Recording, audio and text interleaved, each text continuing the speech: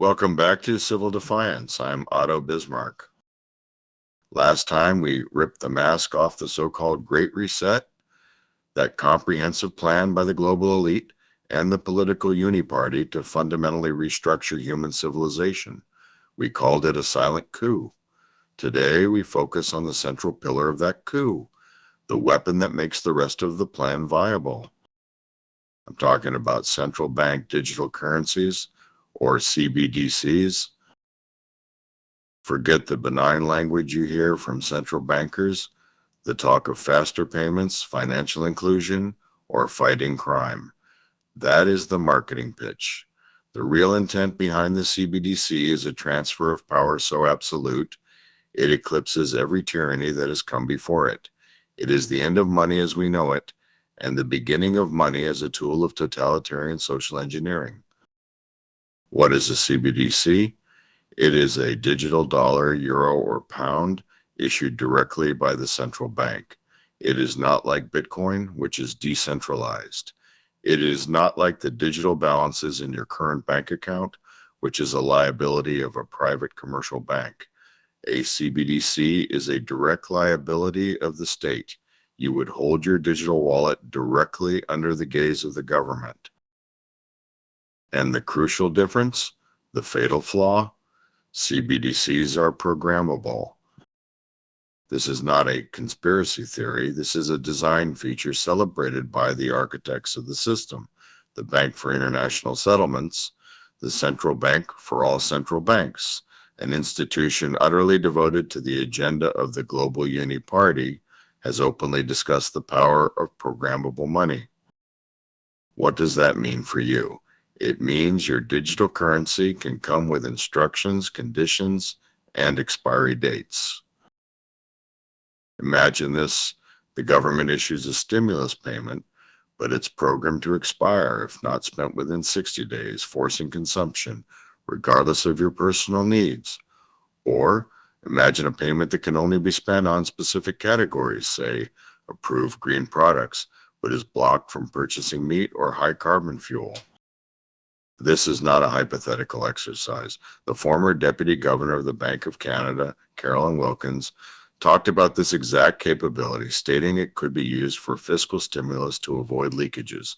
The European Central Bank has explored similar options. They call it fine-tuning economic policy. We call it conditional living. This is where the subject becomes truly toxic and volatile, because the moment the central authority can place conditions on your money, they cease to be your servant and become your master. Your ability to live, to purchase, to save, to dissent, all become dependent on your willingness to obey the system's ever-changing, arbitrary rules.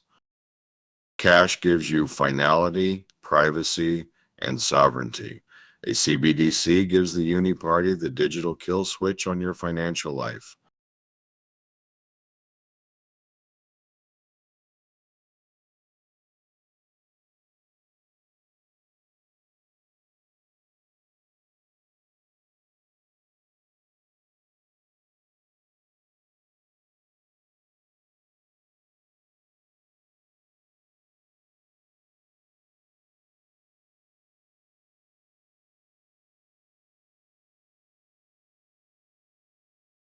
For the CBDC to achieve its goal of total control, cash must die. It is the last bastion of financial privacy and freedom. That is why there is an intense, coordinated effort to demonize, devalue, and ultimately eliminate physical currency. The narrative is already fully deployed. Cash is inefficient. Cash is for criminals, tax evaders, and terrorists. Cash spreads disease. They use fear as the primary driver for its removal, just as they use crisis to justify centralized power grabs. Look at the evidence. We see countries around the world intentionally reducing ATM access, imposing stricter reporting limits, and pushing contactless payments as the sole safe option.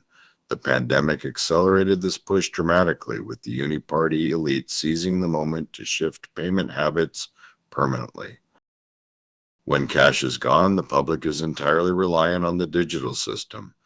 And once reliant, you are exposed to the full terrifying potential of programmable money. Consider the psychological effect. When you hold a physical note, you possess an asset that exists outside of the server farm of the central bank. It is private, it cannot be monitored. It is the ultimate expression of your economic independence.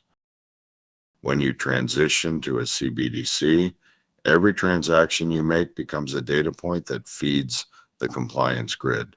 The central bank won't just know how much money you spent, they will know where you spent it, what you bought, and when you bought it. This data can be fed into an algorithm that determines your social or environmental credit score. Did you drive too many miles this month? Did you consume too much red meat? Did you donate money to a political cause or group deemed extremist by the current government? The consequence in a CBDC world is an automated financial sanction. Your money can be automatically taxed, fine adjusted, or even frozen instantly without due process because the currency itself is the enforcement mechanism. This is not a theoretical stretch. Central banks are discussing limiting individual CBDC holdings to prevent bank runs, a clear mechanism to maintain control over private commercial banks and punish savers. Meanwhile, we have real-world examples like the digital currency in Nigeria, the Naira, which has struggled with public adoption, forcing the government to impose drastic cash restrictions to compel its use. They created a crisis of scarcity to force the adoption of the control mechanism. That is the brutal, toxic playbook. The elimination of cash is the bridge. Once that bridge is crossed, your defiance becomes financially impossible.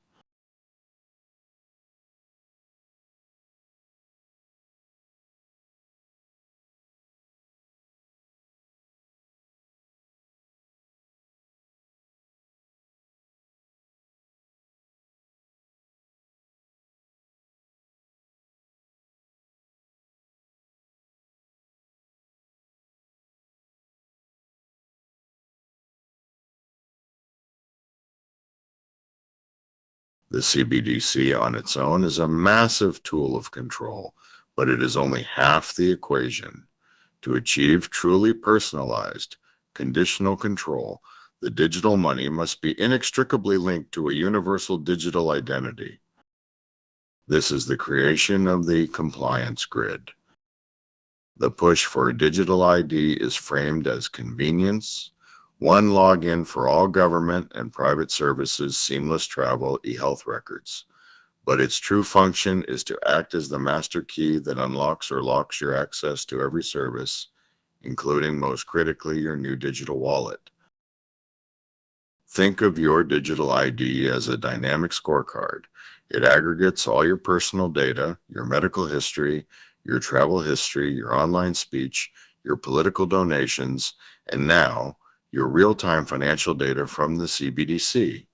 All of this information is fed into the central algorithm managed by the same globalist entities and their Uni-Party government allies. If your digital ID score, your social credit score, drops below an acceptable level, the CBDC is the mechanism that enforces the punishment. No physical asset can do this. Only programmable money tied to a universal digital personhood can achieve this level of active social management. For example, if you refuse a mandated health measure, a clear attack on your bodily sovereignty, the system doesn't need to physically fine you. It simply programs your digital ID to block access to your CBDC wallet for non-essential purchases, or even revoke your ability to cross certain geographic boundaries tracked by the ID. This is the ultimate terrifying merger of technology and finance. The individual is dissolved into a verifiable, trackable, and manageable data set. It removes the human element of due process, debate, or judicial review. It is simply compliance by algorithm. The push for these systems is not being driven solely by governments.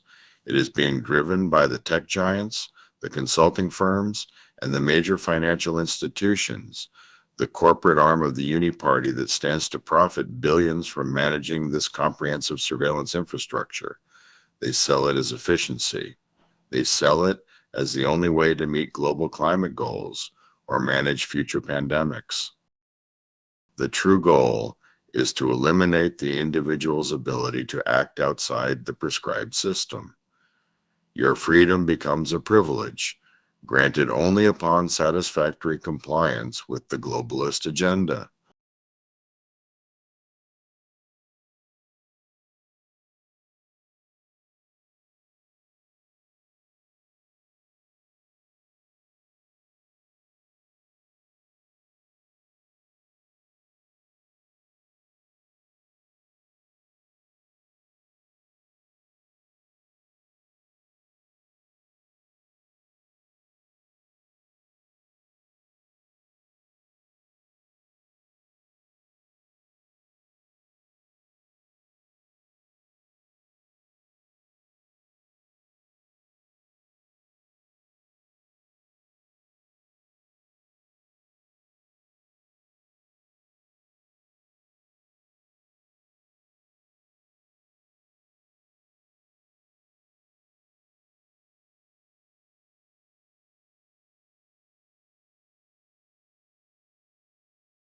Let's explore the most toxic capabilities being openly discussed by those developing and pushing CBDCs, capabilities that are always dismissed as tinfoil hat conspiracies until they are implemented in a pilot program.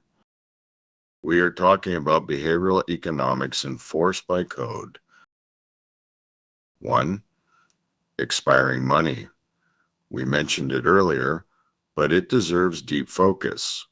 This concept, often called use it or lose it features, is designed to compel immediate spending and prevent saving, effectively crushing the primary tool of personal long-term financial stability. It transforms money from a store of value, a hedge against the future, into a transient ephemeral token of immediate consumption. When you cannot save, you become perpetually reliant and economically weak. This is a brilliant strategy for enforcing dependence on the state. 2. Geofencing and vendor restriction. CBDs can be programmed to be spent only within a specific geographic area or at a list of approved vendors. This can be used to manage local economies, but it can also be weaponized to shut down dissent. Imagine a protest organizer whose CBDC is instantly geofenced to prevent buying supplies, fuel, or communication services outside of their home neighborhood. This is instantaneous, targeted economic strangulation. 3. The carbon-linked consumption score. This is the most frightening future. The global Uni-Party constantly pushes the climate crisis narrative as the primary justification for centralized control. A CBDC linked to your digital ID can be programmed to enforce an individual carbon allowance. The currency itself can monitor and restrict purchases based on a calculated environmental impact, say limiting beef purchases, restricting airline ticket buys, or increasing the cost of high carbon goods automatically as your personal quota nears its limit. Your spending limit is no longer based on your income, but on your compliance with a global ecological mandate. The toxic core of these capabilities is their scalability and immediacy. There is no need for slow bureaucracy or physical enforcement. A line of code changes and your financial freedom evaporates.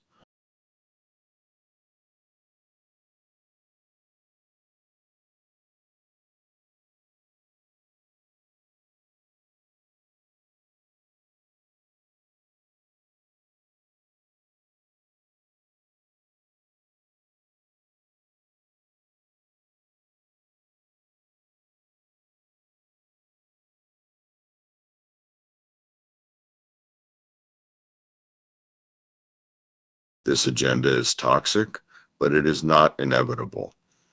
The global push for CBDCs is meeting fierce, organized resistance from defiant citizens, legislators, and financial experts who understand the true stakes. The toxicity of the debate is precisely because the stakes are so high: privacy versus surveillance, sovereignty versus control. In many parts of the world, even where CBDCs are piloted, like in Nigeria, adoption rates remain stubbornly low. The people smell the rat. They see the erosion of cash and correctly identify the danger. In the United States, we see state legislatures attempting to ban CBDCs outright, recognizing the threat to individual financial liberty and the power of the dollar. This is a truly multi-partisan, defiant stand against the centralization of power. The architects of this system, the financial and political Uni-Party, are counting on apathy, confusion, and the constant fear of the next crisis. They are relying on you being too busy, too distracted, or too intimidated by the sheer complexity of the subject to fight back. Our act of civil defiance must, therefore, be clear, simple, and unwavering. 1. Demand a legislative ban on programmability. Any CBDC legislation must explicitly ban the features of programmability, expiry dates, holding limits, and the linking of the currency to a social or environmental credit score. We must fight for a CBDC that is, at minimum, as private as cash. 2. Defend cash at all costs. Use cash. Demand merchants accept cash. View the elimination of cash as a direct act of financial aggression against your personal freedom. Cash is your analog weapon against the digital cage. 3. Reject the universal digital ID. Recognize that the digital ID is the linchpin of the entire compliance grid. Its adoption must be met with uncompromising resistance, even if it is sold under the guise of healthcare, travel, or voting convenience. This is not a policy disagreement. This is a moral conflict over the future of human autonomy. The CBDC is the digital realization of the global Uni-Party's darkest fantasy, a world where every action is monitored, every purchase is conditional, and every dissent can be silenced with the click of a button. We must make the cost of implementing this surveillance state so high that they are forced to retreat.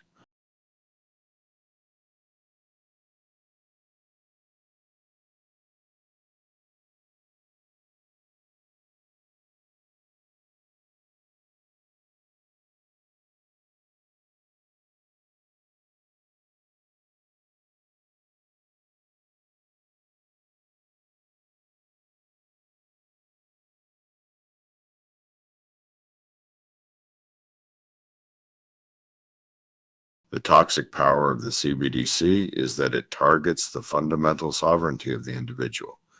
It aims to replace your conscience and your free will with an algorithm. It aims to reduce your life's potential to a ledger entry managed by a global elite. We must refuse to be reduced.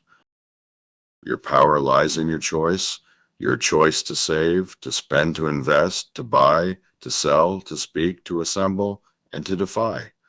When the ability to exercise these choices becomes conditional on a state-issued digital credential, you are no longer a citizen, you are an asset under management. The most powerful act of civil defiance is to become financially resilient and independent of the system they are building. Support the decentralized alternatives. Support local communities. Engage in the dark economy of cash and barter, not for criminal reasons, but as an act of political and financial self-preservation. The architects of the Great Reset and the financial Uni-Party view this world as their chessboard. They are moving the pieces, the CBDCs, the IDs, the supranational mandates. Our job is not just to observe, it is to knock the board over. Do not be afraid of the complexity. Do not be paralyzed by the jargon. The concept is simple.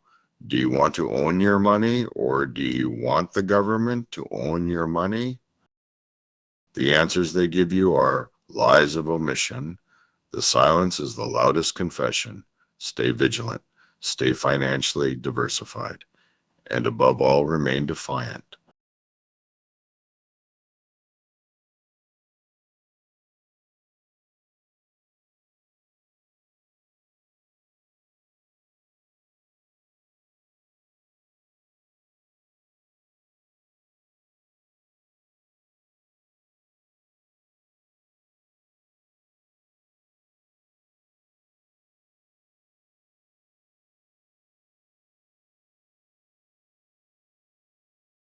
Thank you for standing with me on civil defiance. Share this information. Start the hard conversations because the time to fight this digital enclosure is now before the gate locks for good.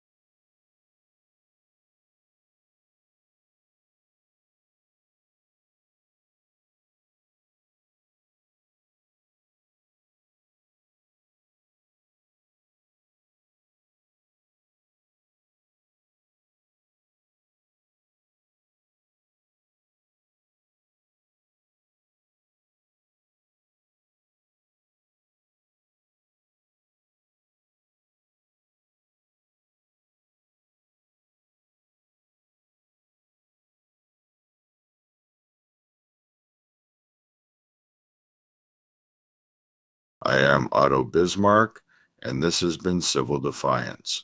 Own your own life.